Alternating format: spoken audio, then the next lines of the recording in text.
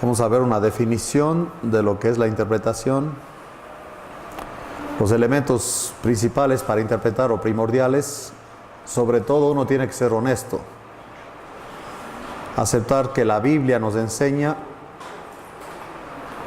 y buscando una enseñanza, basados por supuesto en el ministerio del Espíritu Santo. Entre las actitudes para interpretar, tenemos que aceptar que el maestro es el Espíritu Santo, no ningún hombre. Hay que estudiar la palabra de una forma diligente. Tenemos que respetar las reglas de interpretación, es decir, interpretando de acuerdo a la totalidad, no en secciones o sacando del contexto los versículos. El enemigo más, qué sé yo, el peor enemigo diría yo es la pereza. Como que no nos gusta estudiar y esa es la verdad. Ni siquiera leemos el periódico, menos estudiar la Biblia. Y la actitud debe ser una actitud de que estoy dispuesto a aprender. De ahí de lo que aprendemos, que viene siendo la teoría, a la enseñanza, que ya es después de la práctica. Ese es el proceso que nosotros le llamamos Dios encarna el mensaje. Se ve el mensaje en la persona, no solamente en lo que habla, sino en lo que vive. Vamos a leer juntos en Timoteo, 2 de Timoteo 3:15 al 17.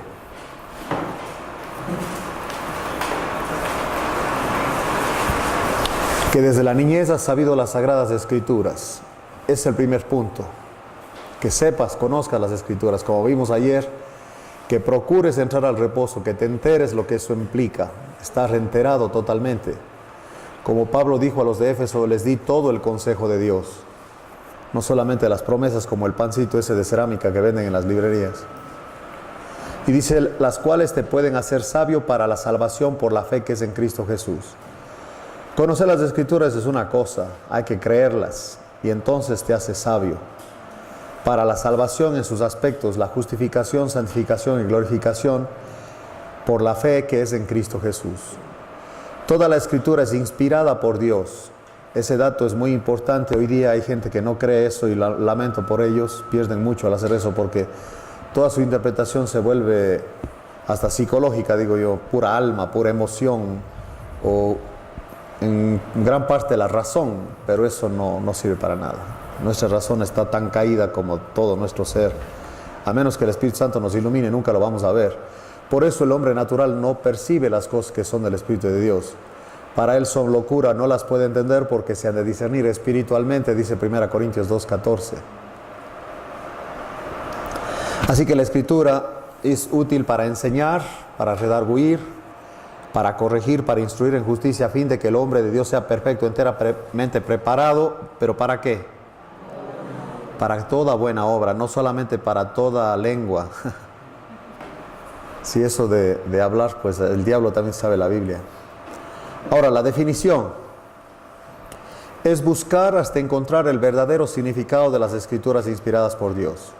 Vas a estudiar hasta que el Espíritu Santo te muestre el verdadero significado de las Escrituras.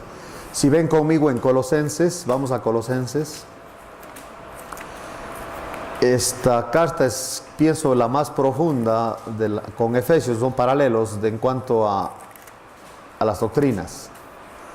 Y lo interesante es que esta carta, ya que estamos estudiándola nosotros en Mission y en Monterrey, sabemos que está enfocada, Pablo le escribe para refutar el gnosticismo. Y el gnosticismo se basaba en un conocimiento especial. Decían que se requiere cierto conocimiento, obviamente en base a la razón. Y que para llegar a Dios hay diferentes peldaños, como una escalera, y en esos peldaños, uno de los peldaños es Jesucristo, otros son los ángeles, sus propias experiencias, en fin. Pero en Colosenses 1, quiero que noten, aquí está la base en cuanto a la interpretación. Dice, el versículo 5, 1:5, a causa de la esperanza que os está guardada en los cielos, de la cual ya habéis oído, por la palabra que dice, la palabra verdadera del Evangelio. O sea que hay una palabra mentirosa del Evangelio. Sí, tienes que conocer la palabra verdadera. Eso es muy importante. Y el 6 dice que ha llegado hasta vosotros así como a todo el mundo, y lleva fruto y crece también en vosotros desde el día que oísteis y conocisteis la gracia de Dios en verdad. O sea que hay la gracia de Dios en mentira. Si ven conmigo en Romanos 11:6, Pablo define la gracia.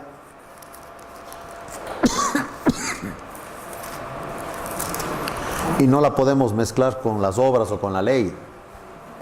Romanos 11:6 dice, y si por gracia, ya no es por obras. De otra manera la gracia ya no es gracia. Y si por obras ya no es gracia, de otra manera la obra ya no es obra. Ese dato es muy importante, no se pueden juntar como el agua y el aceite no se juntan, la gracia y las obras no se juntan. Entonces eso es un principio vital en el tema de la interpretación, porque si nosotros no conocemos las dispensaciones, si tú que me oyes ni siquiera sabes lo que es una dispensación, tienes que meterte al internet, métete en Google y busca Scofield, las dispensaciones trazando bien la palabra de verdad.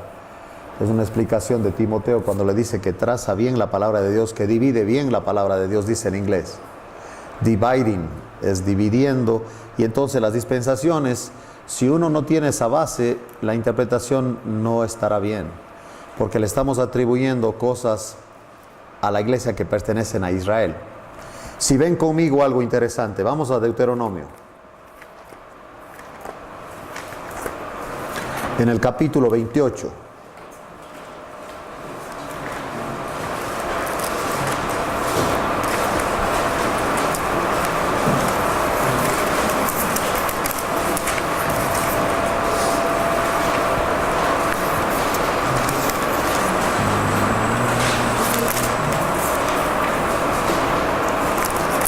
¿Cuántos versículos tiene ese capítulo? Fíjense ustedes.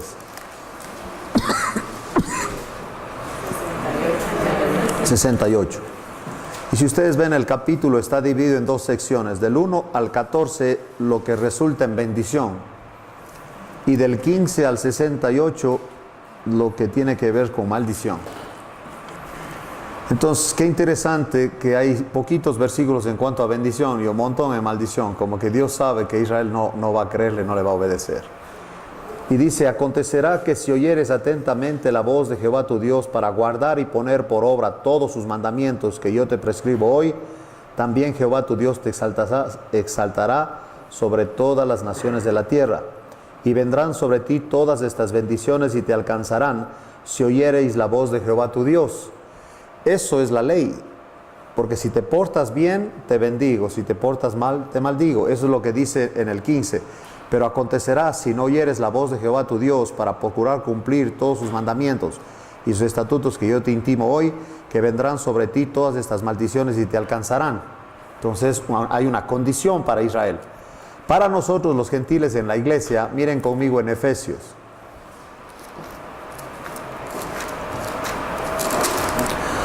Y aunque tú que me estás oyendo por el Ustream o en las grabaciones, no creas en las dispensaciones, por lo menos tienes que aceptar que Israel no es la iglesia. Porque de acuerdo a Efesios 1, miren lo que dice ahí. Si no acepta las 7 dispensaciones, porque está de moda con esto del dispensacionalismo progresivo, que no es otra cosa que la teología reformada, si no crees las dispensaciones, pues por lo menos tienes que aceptar que Israel no es lo mismo que la iglesia, porque en 1:3 de Efesios a la iglesia dice Pablo, bendito sea el Dios y Padre de nuestro Señor Jesucristo, que nos bendijo, ¿qué dice? Con toda bendición espiritual en los lugares celestiales en Cristo. Ya nos bendijo. No te va a bendecir si te portas bien o te portas mal, ya te bendijo. Eso es algo que es ya para la iglesia. Ya nosotros, de acuerdo a Hebreos 10:14, Dios nos ve en Cristo y nos ve perfectos, cosa que no era así con Israel.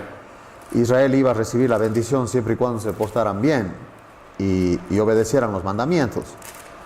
Pero para nosotros en Cristo, dice Hebreos 10:14, porque con una sola ofrenda hizo perfectos para siempre a los santificados. Ya Dios nos ve a nosotros perfectos. Entonces hay una diferencia. La interpretación tiene que ir bajo de esta sombrilla, si ustedes quieren, de las dispensaciones y conocer que hay diferencias entre Israel y la iglesia. ¿Sí? Está Israel, están los gentiles y está la iglesia. Entonces, buscar el verdadero significado de las escrituras inspiradas por Dios sin meterse a arreglar, cambiar o torcer ninguna parte de la escritura. Eso es lo que es interpretar. La palabra clave para interpretar es entender.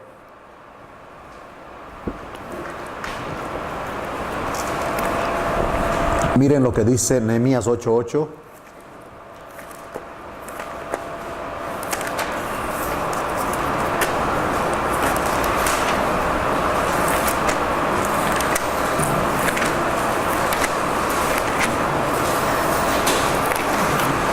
Nehemías capítulo 8 y el versículo 8.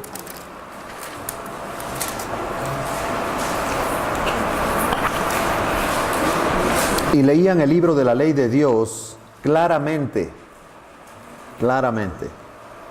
y ponían el sentido de modo que ¿qué?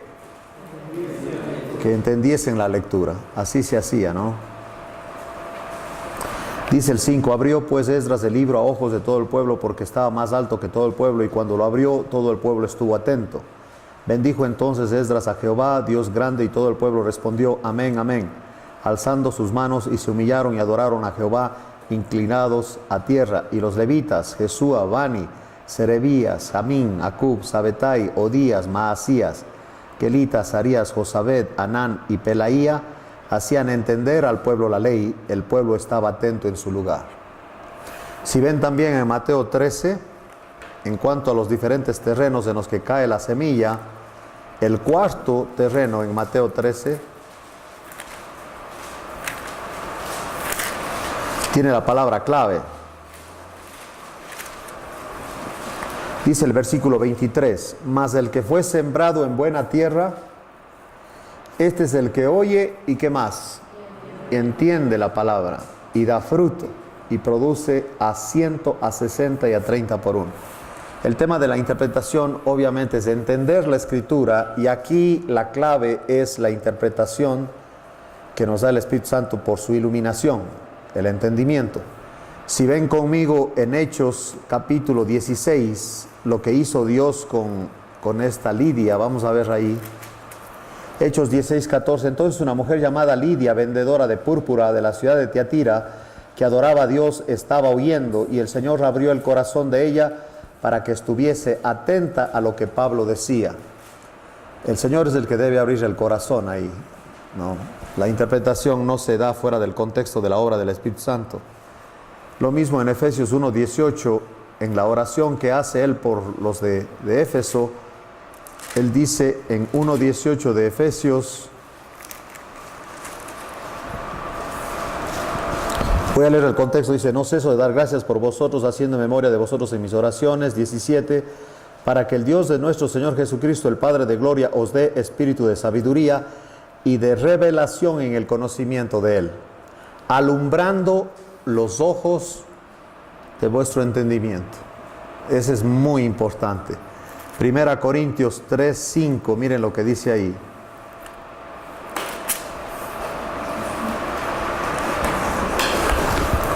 ¿Qué pues es Pablo y qué es Apolo? Servidores por medio de los cuales habéis creído. Y eso, escuche lo que dice ahí, según lo que a cada uno concedió el Señor. El Señor tiene que hacerlo. Si el tema de la interpretación está estrictamente conectado en la llenura del Espíritu y en la dependencia en el Espíritu, porque si no se vuelve un ejercicio de la razón, y aunque parezca lógico, si tú lo puedes explicar, obviamente ya te desviaste. El caminar, por ejemplo, la paz de Dios sobrepasa nuestro entendimiento, y el mismo mensaje en 1 Corintios 2 dice, antes bien, como está escrito, cosas que ojo no vio ni oído oyó, ni han subido en corazón de hombre, son las que Dios ha preparado para los que le aman. Pero Dios nos las reveló a nosotros por el Espíritu, dice el 10. Porque el Espíritu todo lo escudriña, ahí está la clave, aún lo profundo de Dios. Así que el maestro en la interpretación y la clave de esto es el Espíritu Santo, que nos ilumina para entender las Escrituras. Es la definición de la interpretación, ¿ok? Una regla sencilla de las 150 reglas que hay en la hermenéutica, que esa es otra clase que algún rato vamos a estudiar, la más sencilla es que la Biblia se interpreta a sí misma. ¿Por qué el libro de Jonás está en la lista de los libros inspirados? Porque el Señor Jesucristo lo citó. Él citó a Jonás. Él es la autoridad. Entonces la misma Biblia se interpreta a sí misma. Por ejemplo, los que acabamos de estudiar Apocalipsis, todos los eventos que se ven en Apocalipsis, todas esas figuras, esos simbolismos y esos monstruos y todo eso, todo ya ocurrió algo similar en el Antiguo Testamento. O sea, no hay nada en el Apocalipsis que ya no esté una explicación en la Biblia en el Antiguo Testamento. Entonces no podemos inventar que la bestia esa es otra cosa que lo que ya está en el Antiguo Testamento. Por eso, para estudiar Apocalipsis tenemos que conocer Daniel y Zacarías, también Ezequiel e Isaías. Y eso ayuda muchísimo para la interpretación del libro de Apocalipsis y darse cuenta de lo que está diciendo, porque el libro profético tiene mucho simbolismo. Y el significado de ese simbolismo está en otros pasajes de la Escritura. Eso es lo bueno de la Biblia, que se interpreta a sí mismo. 4 elementos que son los requisitos para una buena interpretación. Primero, honestidad. Tienes que ser honesto. Este muchacho Joel Austin, Larry King, le dice: oye, ¿por qué no hablas tú del pecado y eso? ¿Por qué no? Dices que yo no soy predicador, yo soy motivador. Y la Biblia está de acuerdo conmigo. Eso no hacemos nosotros. O sea, yo no tengo que estar de acuerdo con él. Tengo que aceptar lo que dice la Biblia y conocer lo que dice la Biblia, no lo que dice un hombre.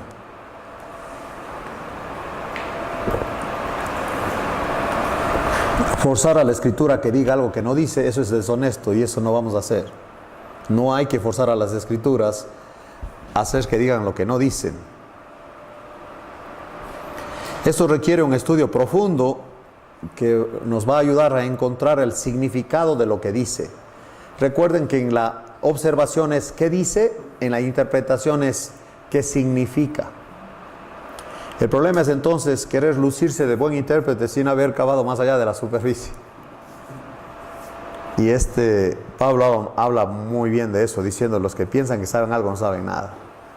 Y el tema aquí es que uno puede jugar con la razón y tratar de ser lógico hasta que llegas al Mar Rojo y se abre el Mar Rojo. Ahora explica eso.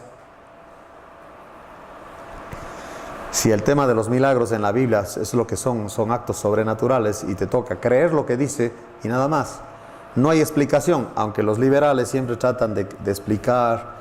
No sé si vieron esa película Éxodo. ¿Se abrió el Mar Rojo en la película o nomás era un charco de agua? Le dice el profesor a un niño, le dice al niño: es que no era mar, era un charco de agua que llegaba a las rodillas.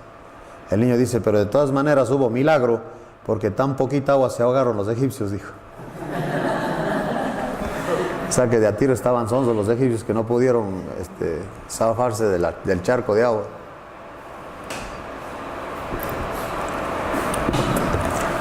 O como le dice la maestra al niño, que no había tal pez que se comió a Jonás, porque eso no es posible, dice la maestra. El niño dice: sí, porque dice en la Biblia que un pez se comió a Jonás, que no es posible, dice. Entonces el niño dice: bueno, al fin yo le voy a preguntar a Jonás allá en el cielo qué mismo fue que lo que le tragó. Y la profesora dice: ¿y si Jonás no está en el cielo? Dijo: entonces le pregunto a usted.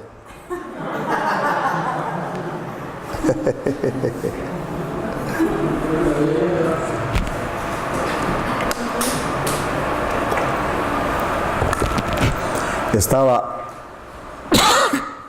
platicando con una señora, que ella me insistía, ella de la nueva era, de que Juan el Bautista era la reencarnación de Elías. Yo digo: ¿estás hablando en serio? Dijo: sí, ¿no ves que él tenía el espíritu de Elías, Juan el Bautista? Es la reencarnación de Elías. Digo: a ver, defíneme la reencarnación. ¿Qué es la reencarnación? No, pues que una persona muere y aparece en otra persona, o si es el hinduismo, aparece como gato, rata o cucaracha, qué sé yo. Le digo: oye, ¿y tú has leído en la Biblia quién era Elías? No. ¿Y aceptas así nomás porque te dijeron o qué?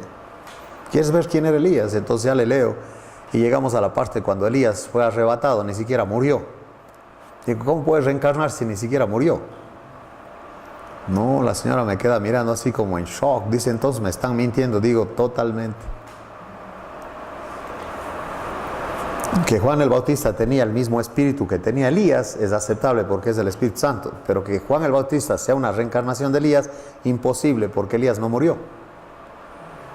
Entonces, tratar de forzar que la Biblia dice algo que no dice, eso no se acepta en la interpretación. Tienes que ser honesto. Muchos grupos modernos que no creen a la Biblia, grupos falsos, buscan versículos que estén de acuerdo aparentemente con sus ideologías. Y a mí me sorprende cuando oigo, por ejemplo, a uno de la prosperidad, de la teología de la prosperidad, falsa teología. Dice este predicador, dice, Él nos bendijo con toda bendición. Y yo estoy esperando que siga el versículo, dice, con toda bendición espiritual en los lugares celestiales, y ahí se queda. Y ya no le sigue. Si eso es forzar a que el versículo, entonces, y luego ya pasa, entonces ya Él va a darnos casas y etcétera. O sea, digo, espérame, dice bendición espiritual. En lugares celestiales, no aquí. Sí, entonces le deja el versículo en la mitad y le hace que diga lo que no dice. Eso no podemos hacer. La Biblia es la que nos enseña, ese dato es muy importante. La exégesis es que la enseñanza sale de la Biblia, la sacas de la Biblia. Y la eisegesis es que haces que la Biblia diga algo que no dice. O sea, tú vas con un pensamiento preconcebido, los teólogos le llaman con un pensamiento a priori, o sea, ya vas con la idea y ahora buscas que la Biblia esté de acuerdo contigo. Eso no es correcto. Son ideas preconcebidas. Eso sería como un predicador que va a la Biblia buscando un pasaje que esté de acuerdo con lo que quiere decirle a los hermanos. No se puede hacer eso. Hay que investigar el pasaje bien antes de sacarlo de contexto y hablar barbaridades y media. Mire lo que dice Santiago 3:1, verá.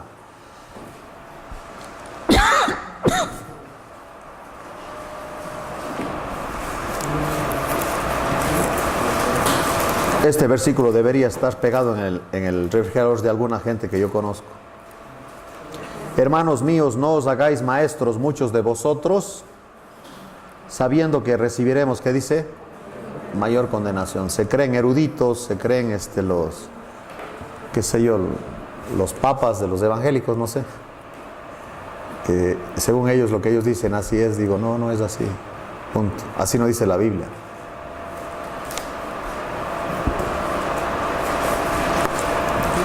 Y el carnal regularmente está forzando a la Biblia para acomodarse y para que la Biblia esté de acuerdo con él, cosa que no, nada que ver. Por eso es importante una buena observación, porque si conocemos el bosquejo del libro, el estilo del escritor, seguimos su hilo de pensamiento, el argumento, entonces no vamos a distorsionar el significado de esa porción que estamos estudiando.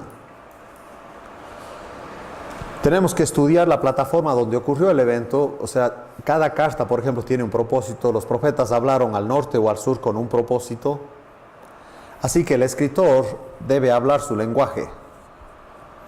Nosotros somos seres finitos, solo Dios es infinito. Y tenemos que aceptar que va a haber partes en la Biblia donde no habrá explicación. Y si así lo dice, simplemente así lo creo. Es la palabra de Dios infalible y toda perfecta.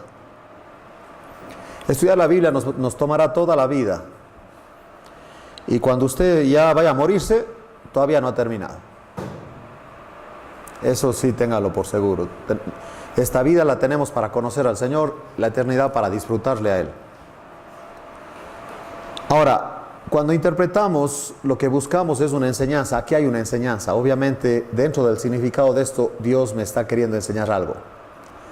Una vez que entendemos el significado de lo que se nos dice, podemos sacar una enseñanza de ese texto. La interpretación es el corazón de la hermenéutica. La hermenéutica es la ciencia que se dedica a interpretar la Biblia. Son reglas. Como les he dicho, una de esas reglas es que la Biblia se interpreta a sí misma. Otra regla es que si tú tienes 150 versículos que dicen que la salvación es por fe y 2 o 3 que aparentemente están contrarios, tú te quedas con los 150 y los poquitos necesitan mayor estudio, nada más. De hecho, Martín Lutero, él decía que el libro de Santiago no era inspirado porque decía, yo te muestro mi fe por mis obras. Si uno estudia no hay ningún problema porque la fe verdadera obra. Así que la hermenéutica tiene que ver con las reglas para una buena interpretación. En el Centro de Evangelismo y Discipulado de HCJB en Quito, escribieron un manual para el estudio de la Biblia titulado Estudio Inductivo de la Biblia, y ahí se define la interpretación de esta manera. Lo voy a citar.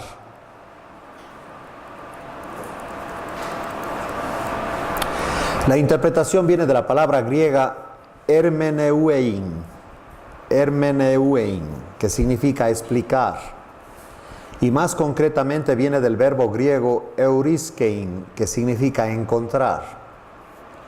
La interpretación es una tarea o un proceso que tiene por finalidad encontrar y explicar los diversos sentidos del mensaje de la Biblia.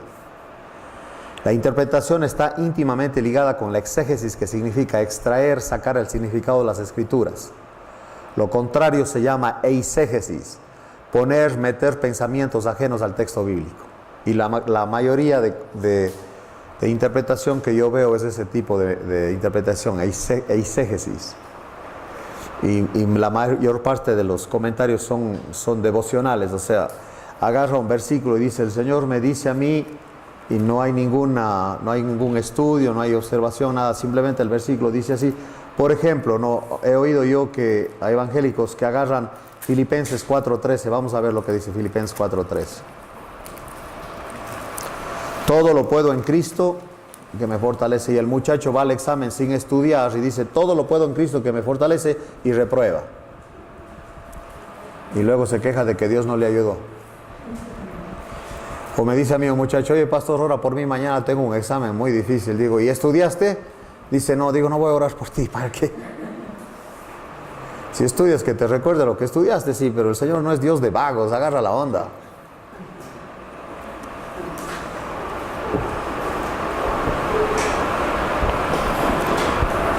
Eso está como nuestros dichos: vamos a hacer cualquier cosa, y dicen: el nombre sea de Dios, y se avienta del 7º piso, igual se muere. O sea, no puedes sacar del contexto. Aquí el contexto de todo lo puedo en Cristo que me fortalece, ¿a qué se refiere? Hemos visto eso ya, ¿a qué se refiere? ¿Qué contexto es?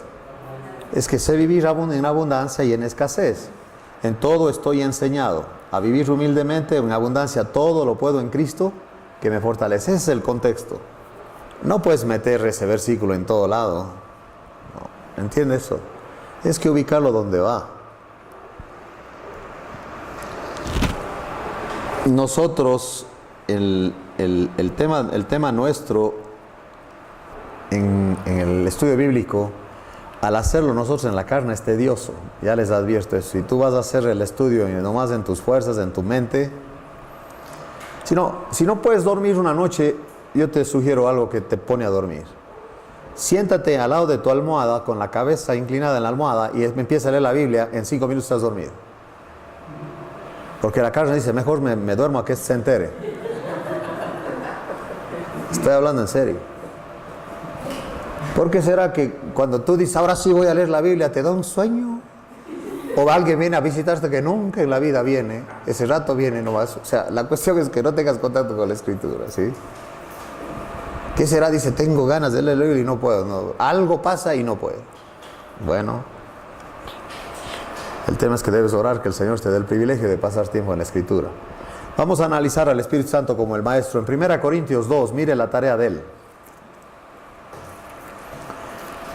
Este versículo quisiera que quede grabado en sus corazones, en sus mentes, en todo su ser. Dice el 2:12.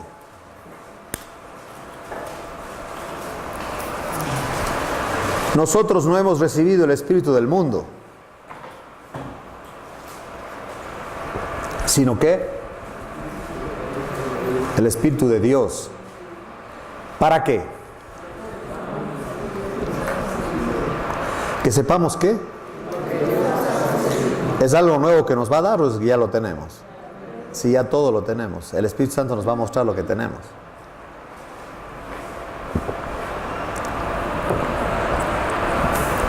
Miren lo que dice en 2 de Pedro 1:20 en cuanto a la interpretación. Nosotros no tenemos ni doctores, no tenemos ni papa, no tenemos autoridades humanas en esto, porque no es de hombres esto. Dice aquí en 2 de Pedro 1:20: entendiendo primero esto, que ninguna profecía de la Escritura es de interpretación privada. ¿Se agarró la onda o no?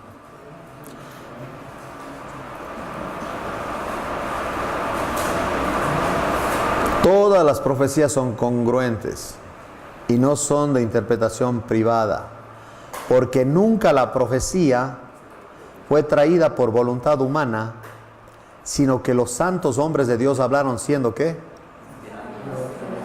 Entonces, ¿quién es el que sabe?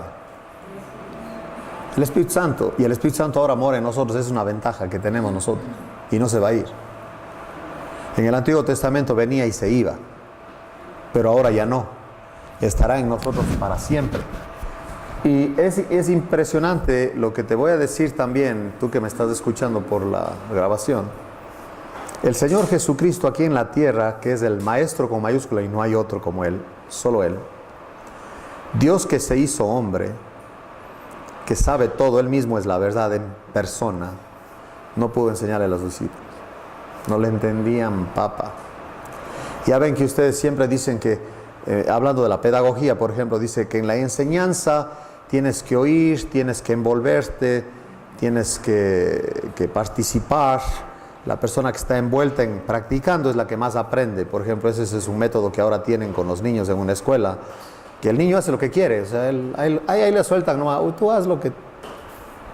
Ahí le dan sus cosas y ya está el niño haciendo lo que quiere, ¿no? Él está libre para aprender, dicen.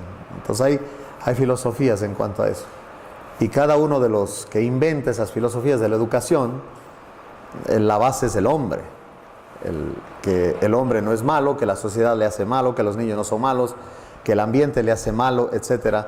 No hay el concepto bíblico de que el hombre anda en tinieblas.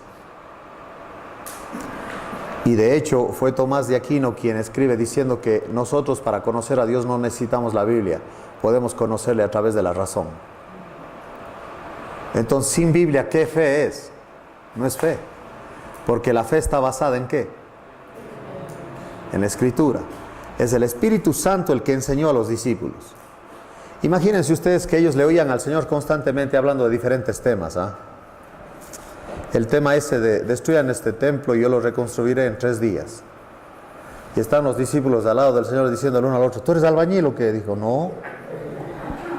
Y conocemos unos 2 millones de albañiles a que hagan en 3 días el templo. No. Entonces, ¿de qué está hablando? No le entendí. Yo creo que ya exageró. Nada que ver. Luego de 60 años, Juan escribe al lado de eso, dice, se refería a su cuerpo. Ya entendió, pero con el Espíritu Santo. El mismo que le niega 3 veces es el mismo que predica y 3,000 se convierte. Pero ahora ya lleno del Espíritu Santo. A tal punto es esto así que primera de Juan 2:27, mire lo que dice. A ti, hermano, no hay necesidad de que nadie te enseñe. Eso es impresionante. Primera de Juan 2:27 dice, pero la unción que vosotros recibisteis de Él permanece en vosotros.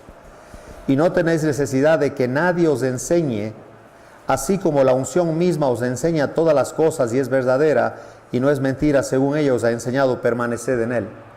Es el Espíritu Santo que te enseña. Dice, pero como que a mí no me enseña nada porque no entiendo nada. El tema es que el Espíritu Santo basa la enseñanza de Él en la Escritura. O sea, Él no trabaja en el vacío.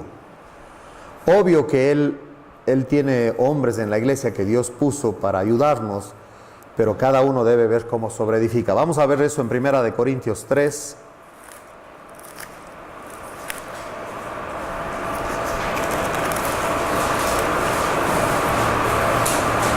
En el versículo 10 dice, 3:10 de 1 Corintios, conforme a la gracia de Dios que me ha sido dada, yo como perito arquitecto puse el fundamento y otro, ¿qué dice? Edifique encima. Pero cada uno mire cómo sobreedifica. Se te toca estudiar a ti personalmente también. Nosotros que hemos sido papás, ya saben cómo cuando nuestros niños eran chiquitos, cómo dependían de nosotros. Cuando Tirsa era bebé, yo no tenía las herramientas para darle de lactar a ella, entonces la mamá tenía que levantarse cada 3 horas. hasta que la mamá se puso lista y ya la tenía en botellitas, ¿no? Con un succionador. Entonces ya nomás me voy y decía, ya la niña se despertó. Ah, ok. Ya no hay excusa. A menos que yo me inventaba sus pretextos, decía, no, estoy bien cansado, creo que me va a dar la gripe. Yo ahí tiene las historias, eso me hace reír. Mi esposa. Pero ahora ella es una señora casada, ella muy diferente, creció. Imagínense tener a la niña todo el tiempo, tener que cambiarle los pañales todo el tiempo y todo eso, no, eso ya no es normal. No obstante, hay evangélicos que el domingo en la mañana todavía no están seguros si van a ir a la reunión o no, después de 30 años. Ni siquiera entienden el valor de la iglesia. Mire lo que dice aquí en 1 Corintios 3, cada uno mire cómo sobreedifica. Una clase que yo tomé en Canadá se llamaba administrar el tiempo. Y nos dieron una tarea de cada media hora anotar en qué se fue la media hora de tiempo, en qué hicimos esa media hora, cada media hora, y al final del día ver dónde se fue el tiempo, o sea, en qué usamos el tiempo. Y es impresionante. ¿Cuánto del día usamos para leer algo de la Biblia, algo así, por ejemplo? Pero hay cosas que predominan en nuestra vida que son como vicios que nosotros hacemos, ¿no? Y ahí se va el tiempo, se va el tiempo, se va la vida.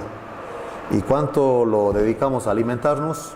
Y luego después nos quejamos porque Dios no nos ayuda, dice. No, para nada. Agarraste monte, hace que te alejaste. Y ni te diste cuenta. En Efesios 4, 11 y 12... ahí se nos menciona hombres que Dios dio a la iglesia con el fin de equipar a los creyentes para que hagan la obra del ministerio los creyentes. Los soldados van a la guerra, no los generales. Nosotros seguimos las enseñanzas apostólicas. Los discípulos vieron y oyeron del Señor lo que nos enseñan a nosotros.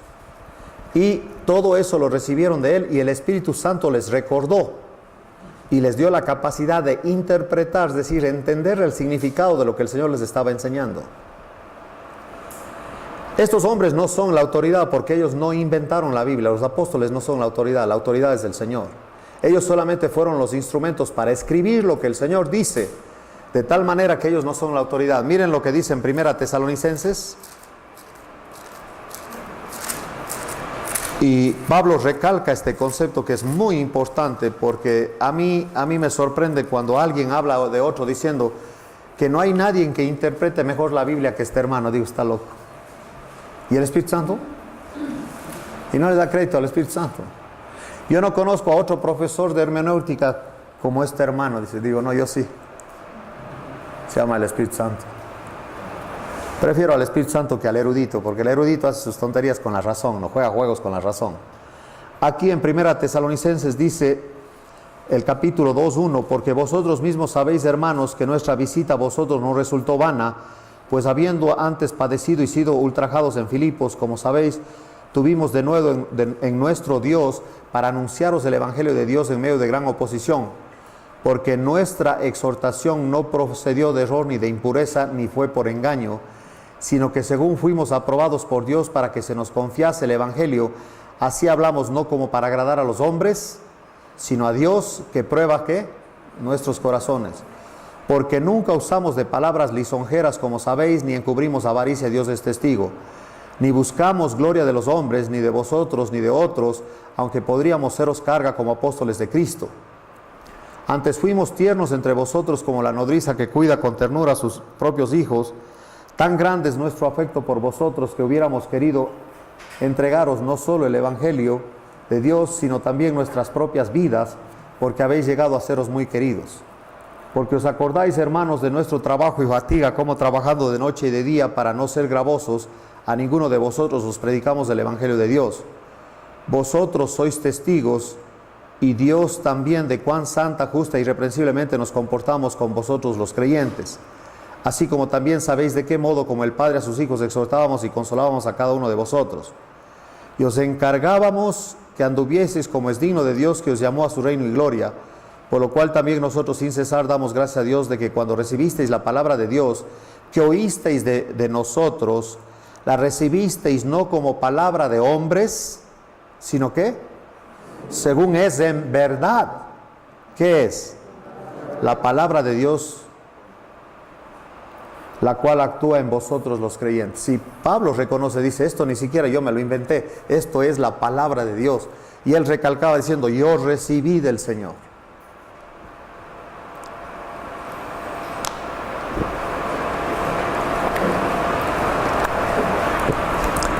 Tienen una responsabilidad los hombres con estos ministerios de los que menciona Efesios, pero si sus ideas contradicen a la Biblia, son falsos, son profetas falsos. Miren 2 Corintios, vamos a ver 2 Corintios.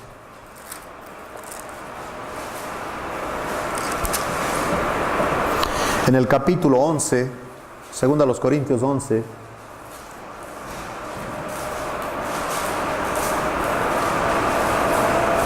el versículo 13. Porque estos son falsos apóstoles, obreros fraudulentos que se disfrazan como apóstoles de Cristo. Y no es maravilla porque el mismo Satanás se disfraza como ángel de luz.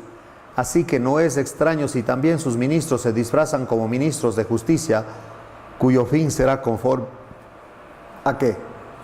A sus obras. Qué interesante que Lucifer nunca va a presentar la mentira abiertamente, siempre la mezcla con algo de verdad y siempre tuerce las cosas. Y estos profetas falsos igual usan la Biblia pero la tuercen.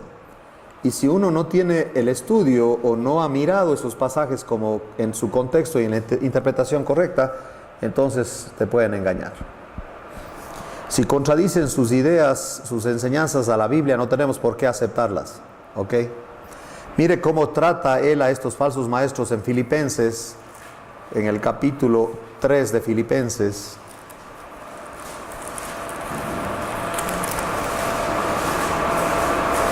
Dice, por lo demás, hermanos, gozaos en el Señor.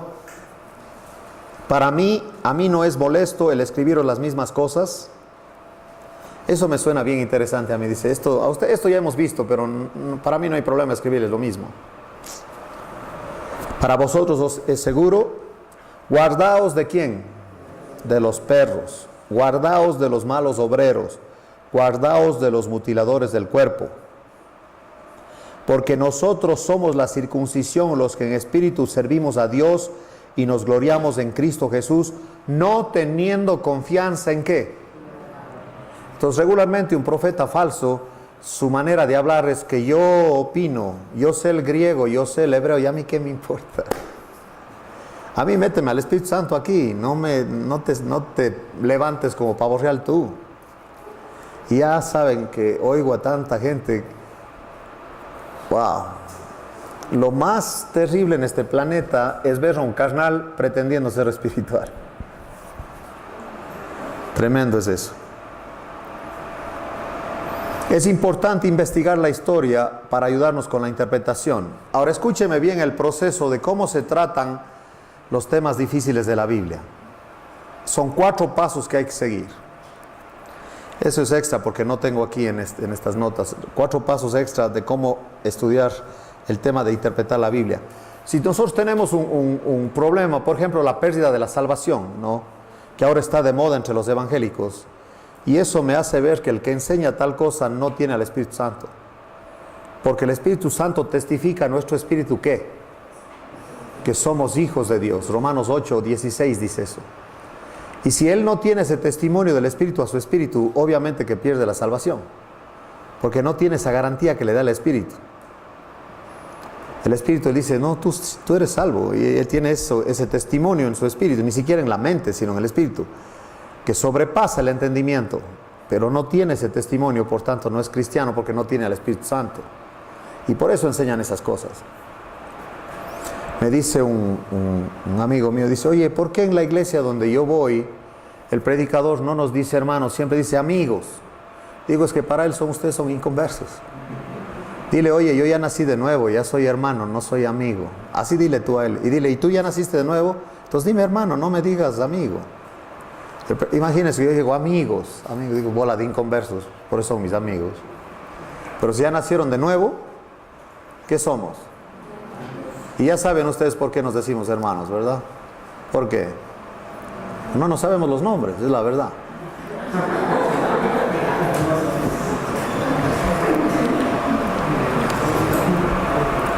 Yo me acuerdo en una iglesia brasileña, cada iglesia tiene sus tradiciones, y ahí todos cuando se saludaban sería la paz del Señor, hermano, la paz del Señor, hermana, la paz del Señor.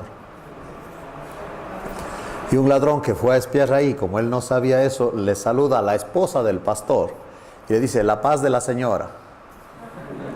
No dijo la paz de la señora, vente para acá, llamó a todos y mira, aquí hay un paz de la señora, a ver qué anda haciendo este aquí. Y sí les dijo que venía para robar. La paz de la señora. Tenemos cada cosa que decimos que está tremendo.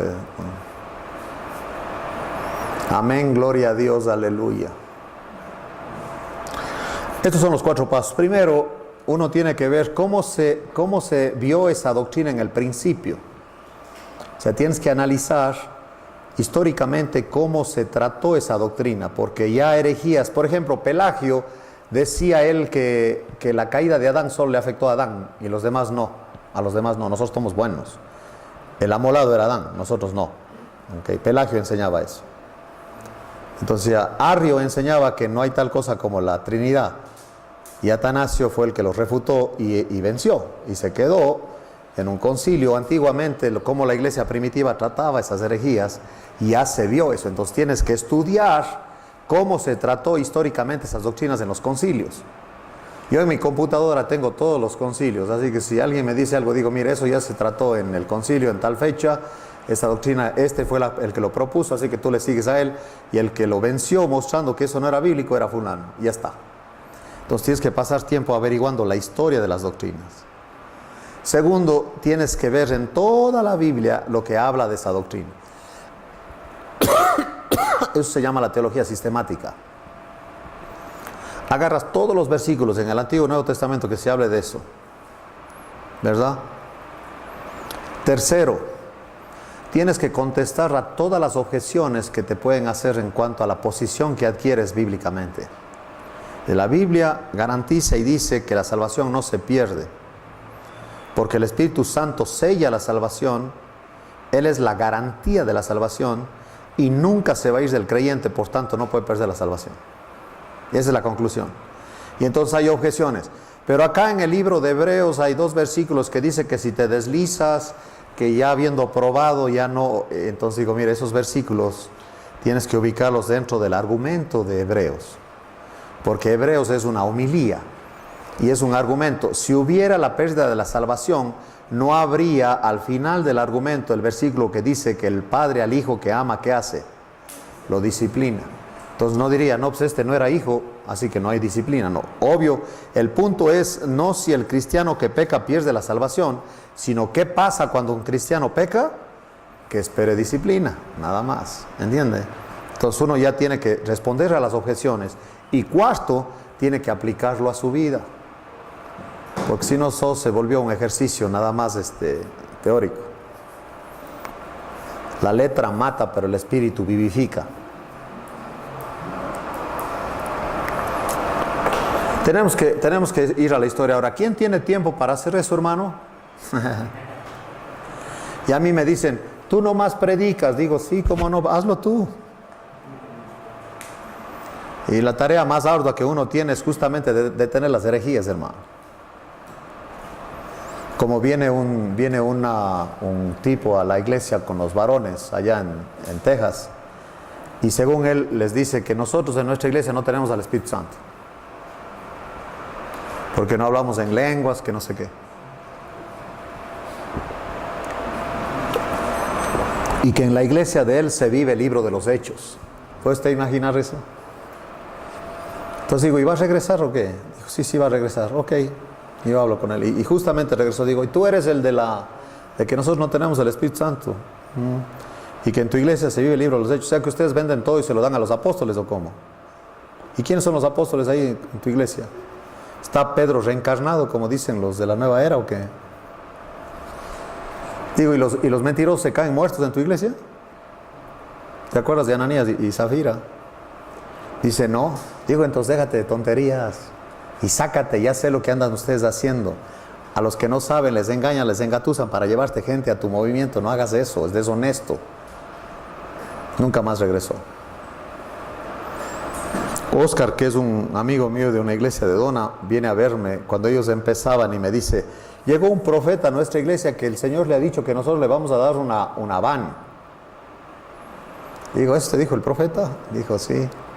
Ok, dile que yo necesito una entrevista con él. ¿Usted cree que regresó el profeta? No, hombre.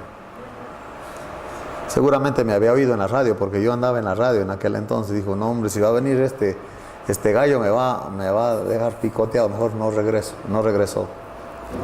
Digo, hermano, por favor, ¿cómo que le va a dar una van? ¿Y dónde dice eso en la Biblia?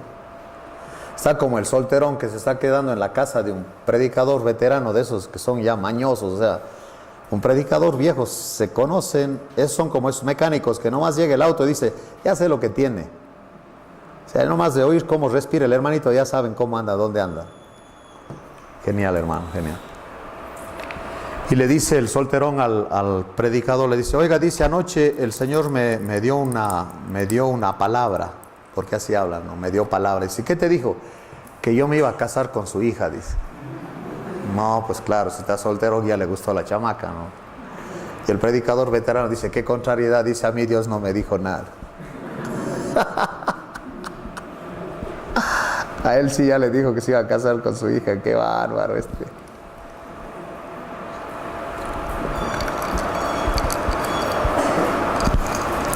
Dice el predicador, si vienes a Cristo te va a devolver todo. Y puras ofertas. Y luego dice una señora, me dice a mí, no sé en qué lío me metí, dice, a mí me dijo el predicador que viniendo a Cristo iba a arreglar mis problemas, total ahora tengo más problemas, dice. Puras mentiras. Así mismo estaba yo en la radio y me llama por teléfono una señora y me la pasan. Dice, ¿usted es el que estaba hablando en la radio? Digo, sí, ¿por qué? Y empieza a echar maldiciones de que en la iglesia donde él iba el pastor se le robó la casa, los autos, un departamento que tenía que le dejaron en la calle, dice, que supuestamente dé para la obra de Dios, que ella siendo viuda, ella no necesitaba casa porque Dios le iba a dar un marido que era rico y que tenía todo y ella no necesitaba eso. Le engañaron. Y claro que ella estaba enojada, dijo, ustedes son una bola de ladrones, me dice a mí. ¿Y usted qué opina? Me dice a mí. Digo, pues por sonsa. ¿Dónde dice en la Biblia que usted tiene que hacer eso? ¿A poco? Dice, ustedes no hacen eso. No, para nada. Yo a esos voy a hacer como hizo Nehemías, que los agarró de la barba y les sacó a patadas. No vamos a dejar que hagan eso, no. A nadie le vamos a quitar dinero aquí. Más bien le vamos a cuidar que le hagan eso. Dice la señora, o sea que me engañaron. Exactamente. A usted le robaron de frente, señora. Eso no tiene nada que ver con Dios. Y tantos casos por esto de la mala interpretación, y la gente como no sabe, caen en la trampa de un montón de vividores. Miren, 1 Timoteo habla de eso, no es nada nuevo eso. 1 Timoteo habla de eso.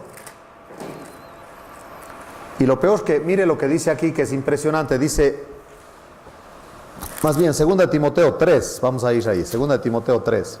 También debes saber esto, que en los postreros días vendrán tiempos peligrosos, porque habrá hombres amadores de sí mismos, avaros, vanagloriosos, soberbios, blasfemos, desobedientes a los padres, ingratos, impíos.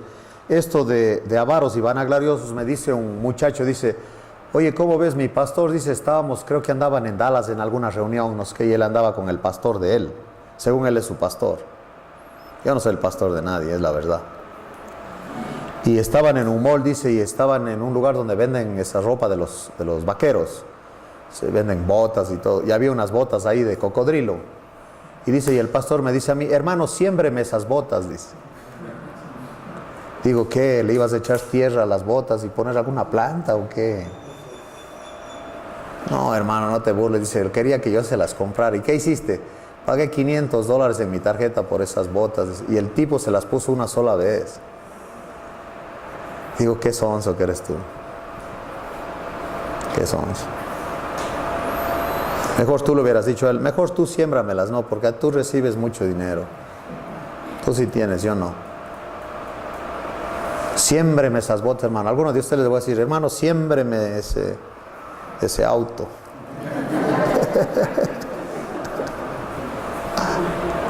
A veces yo sí bromeo porque veo a algún hermano que tiene un auto así medio curiosillo. Le digo, ese se me hace que es auto pastoral. Lo más que después, ¿cómo explico de dónde lo saqué? Me estoy robando la plata a los hermanos.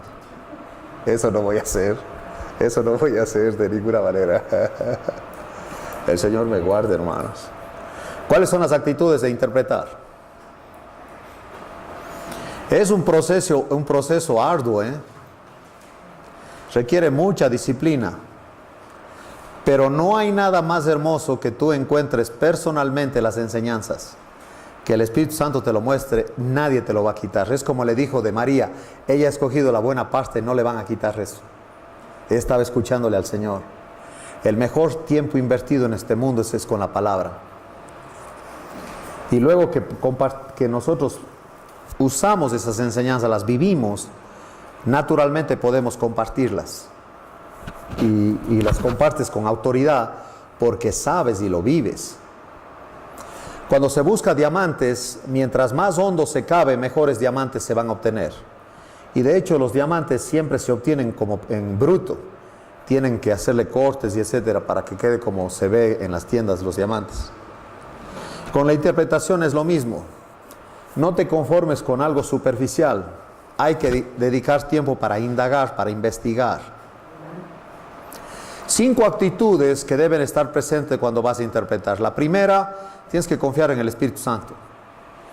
Él es el único que puede iluminarte. No hay ningún hombre que te pueda enseñar eso.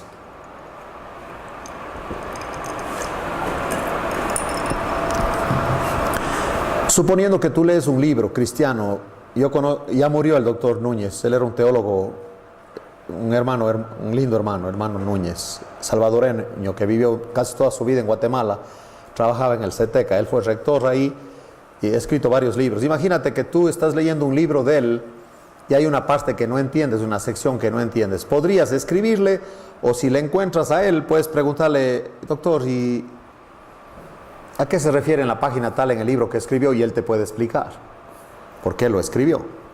Igual en la Biblia, como el Espíritu Santo lo escribió, él te puede explicar. ¿Me entiendes? En una ocasión en Brasil, con el AETAL, que es la agencia que da crédito a los seminarios bíblicos en América Latina, me encontré en la mesa con el doctor Núñez, él ya anciano, él podría ser más que mi papá, yo creo, un tío abuelo quizás, ya anciano él, y yo muchachito, y me dice, hola Wilson, y yo me quedo loco, que me diga así, digo, ¿cómo sabe usted quién soy yo? Nunca nos hemos conocido. No, yo sí le conozco a usted, me dice. Digo, no doctor, a mí se me hace que usted me anda confundiendo porque los calvos todos nos parecen, todos parecemos. Estoy en un hospital, me dicen, doctor, me confunden con algún calvo, es en serio. Estoy en una tienda del Soriana o algo así y me dicen, oiga, dice, ¿dónde queda? Digo, ¿tengo cara de qué? ¿De gerente aquí o qué? O sea, no. Los calvos todos nos parecemos. Y yo le digo, no, doctor, yo no, usted me está confundiendo. No, dice, sí, usted mismo es, dice, porque en el canal, creo que me dijo el canal 27 de Guatemala, pasaron la serie del discipulado que está grabado, que es un libro que... Sí, este libro, aquí está escrito lo que valoramos en las IGBs. Digamos que aquí empezó todo con el discipulado. Y le digo, doctor, no, yo no soy, dice, es que yo a usted le vi en esa serie del discipulado, son 16 lecciones en video. Y me pareció bien interesante, él me está motivando a mí, ese viejito, muy interesante, ¿no? Y dice, Wilson, tú deberías meterte en el diálogo. Digo, no, doctor, no tengo tiempo yo para hacer eso. A lo que él se refería es que los teólogos, ellos escriben libros y el uno les refuta al uno, el otro al otro, y ahí están discutiendo en los libros que escriben. Es el diálogo, a través de libros que escriben. Y me quería meter a mí en el diálogo. Digo, no, doctor, le agradezco mucho, pero no puedo yo entrarle al diálogo. Vamos a concretarnos en la Biblia. Efesios 4:30, mire lo que dice ahí. No contristes al Espíritu Santo. La idea es que no le tomas en cuenta. ¿Cómo te pones tú cuando hay algún evento y no te invitan?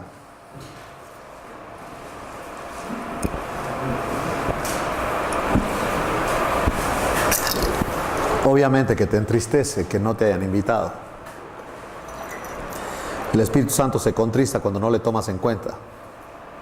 Segundo, hay que reconocer la necesidad del estudio bíblico. Tienes que estudiar la palabra sistemáticamente, no hay otra. En Juan 5:39 se dice que debemos escudriñar las Escrituras. Dice el Señor, porque a vosotros os parece que en ellas tenéis la vida eterna. Tenemos que escudriñar las Escrituras. Y en 1 de Pedro 3:15 dice, estar preparados para presentar defensa con mansedumbre y reverencia ante todo aquel que nos demande razón de la esperanza que hay en vosotros. Tenemos que estar preparados y conocer la Escritura. Ahí entra algo que es muy importante, memorizar la Biblia. Muchas veces estás hablando con alguien y no tienes una Biblia a la mano, pero si la tienes memorizada la puedes recitar. Tienes que interpretarla de acuerdo a la totalidad. Ahí entra el gráfico del libro, por ejemplo, que vimos en la lección 3.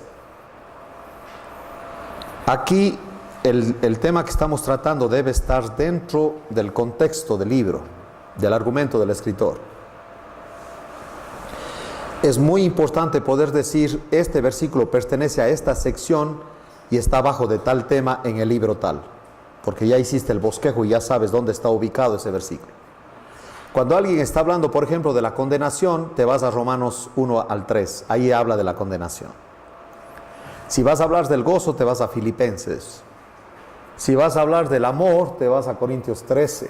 Entonces ya ubicas, ¿me entiendes? Ya sabes.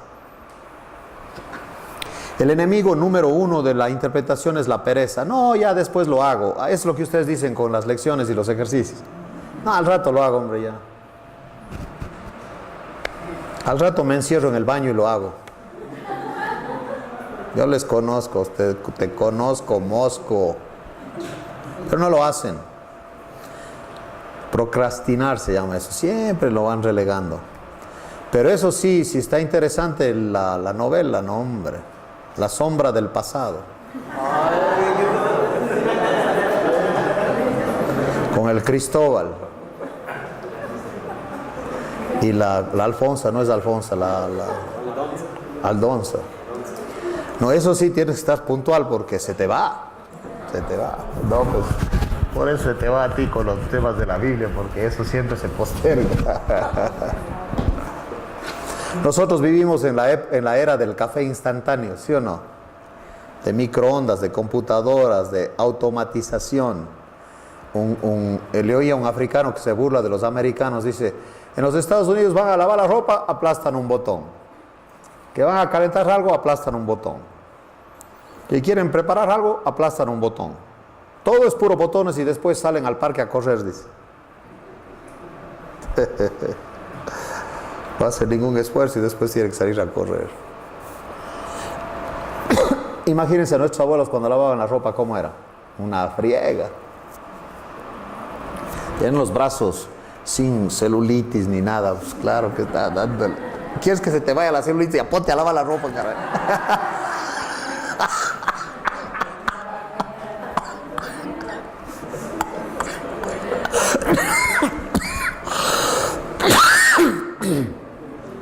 Tremendos músculos de la abuela. Ella cargaba las ollas y todo.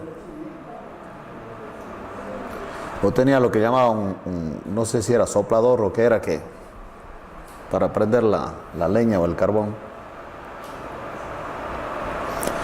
Aquí hay un dato importante. Si no puedes disciplinarte, júntate con otros para hacerlo juntos. Eso ayuda. Y al hacerlo juntos van aprendiendo y ya determinan un tiempo para verse y ahí van a avanzar. Finalmente, checa con algunos comentarios. El de William MacDonald es el que yo recomiendo, ¿ok? De toda la Biblia. Eso hay que considerarlo al final, pero ayuda porque así te das cuenta si realmente estás cerca, porque otros hombres con experiencia, como el Señor les abrió los ojos también, o si de plano ya estás interpretando totalmente en otro planeta. Hay conferencias, hay talleres, hay clases como esta en donde uno puede aprender mucho y vale la pena aprovechar la oportunidad. Digamos, que debemos estar siempre abiertos a aprender. Y si un pasaje te parece que está difícil, puedes leer o preguntar a alguien que quizás conoce más de la Escritura para que te dé una ayudadita. No hay que hacer interpretaciones fantásticas o exagerar. Lo que dice y significa, eso es, que debemos quedarnos en el texto y reconocer nuestras limitaciones. Hay que investigar y luego investigar. Ignorar algo no es un problema, quedarte ahí, eso sí es un problema. Con el uso viene la experiencia y hay otros que pueden compartir con ustedes también. Ahora, finalmente veamos el paso de entender a la enseñanza. La meta de la interpretación es entender el significado del pasaje y de ahí sacar las enseñanzas. El proceso incluye decodificar el mensaje. La comunicación tiene 3 elementos: el mensajero, el mensaje y el oyente. Al descifrar el mensaje hay reglas de interpretación y para eso está la hermenéutica. Entender, ahí hay una enseñanza y la enseñanza tiene que filtrarse por la hermenéutica, que son las reglas de la interpretación. Terry dice con respecto a este tema, cito al escritor M.S. Terry: en base de todo escrito inteligible se hallan ciertos principios generales de pensamiento y de lenguaje. Cuando la mente racional desea comunicar su pensamiento a otra, se vale para ello de ciertos medios convencionales para ambas. Las palabras de significado y uso definido sirven a este propósito en todos los idiomas. Por consiguiente, si uno entiende los pensamientos escritos de otros, deben conocer el significado y uso de sus palabras. Me acuerdo del gringo que está en un restaurante y ya quiere preguntar que cuánto es, ¿no? Y saca un diccionario para traducir y dice how much, es en inglés, cuánto es, how much. Entonces busca how y dice how, dice cómo, la traducción, cómo. Y much dice mucho. Y le llama al mesero, le dice, ¿cómo mucho? Y el mesero dice, sí, señor, sí, tiene toda la razón, usted come bastante. ¿Que como mucho? Sí, señor, usted come bastante. Ya mire todo el mugrero que deja ahí. Que como mucho, empieza a enojarse el gringo. Sí, usted come bastante. Hasta alguien que le está oyendo, que sabe inglés, dice, no, te está preguntando de how much, que cuánto es, dice. Como mucho. El problema es que nosotros no comemos nada. De lo otro sí comemos, pero de esto no. Seguimos en las lecciones siguientes, vamos a orar. Señor, tu palabra es hermosa y tu Espíritu Santo maravilloso, que nos deja ver cosas que ojo no ha visto ni oído oído. Esas cosas maravillosas que tú preparaste para nosotros, Señor. Eso es nuestra gloria, porque el mundo no sabe estas cosas. Este misterio glorioso, Cristo en nosotros, la esperanza de gloria, Señor. Muchísimas gracias. Gracias por tu palabra y la libertad que tenemos de estudiarla, que está en nuestro idioma, que tenemos quien nos enseñe. Gracias, Señor Jesús, por tu fidelidad, y en tu nombre oramos. Amén. Vamos a hacer una pausita, debe haber cafecito, alguna cosa ligera, un tigre, un leopardo, algo así.